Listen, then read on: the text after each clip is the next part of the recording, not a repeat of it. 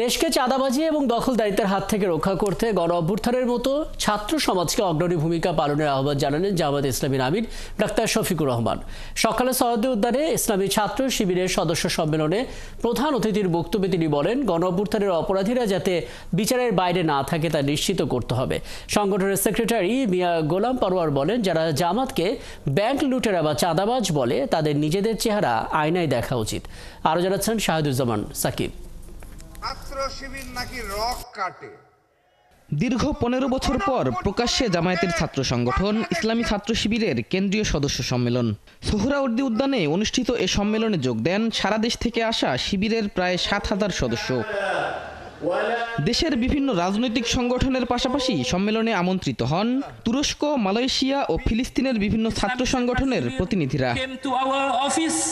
সম্মেলনে অংশ নিয়ে জুলাই আন্দোলনে ছাত্র শিবিরের অবদানের প্রশংসা করেন জাতীয় নাগরিক কমিটি ও বৈষম্য বিরোধী ছাত্র আন্দোলনের প্রতিনিধিরা।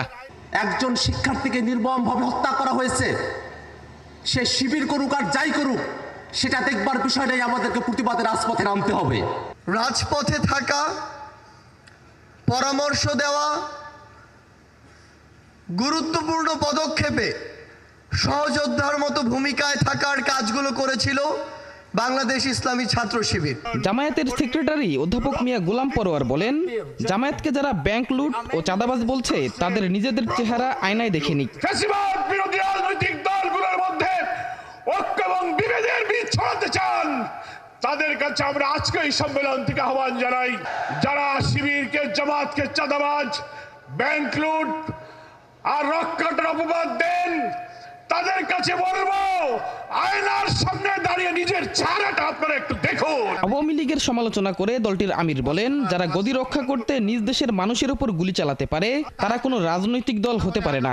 শিক্ষা প্রতিষ্ঠানকে চাঁদাবাজি ও টেন্ডারবাজ মুক্ত রাখতে শিক্ষার্থীদের প্রতি আহ্বান জানান তিনি। নিজের দেশের মানুষকে হত্যা করে গদি রক্ষার জন্য তারা কখনো রাজনৈতিক দল হতে পারে না।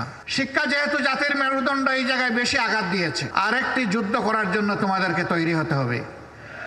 সেই যুদ্ধটা হচ্ছে শিক্ষা প্রতিষ্ঠানকে সবার আগে মেরামত করা। শিক্ষা প্রতিষ্ঠানের টেন্ডারবাজি, চাঁদাবাজি যারা করবে তাদেরও কোনো ঠিকানা শিক্ষা প্রতিষ্ঠানে হবে না।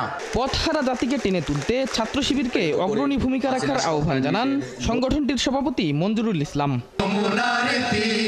শাহিদুজ্জামান সাকিব, ৭১, ঢাকা।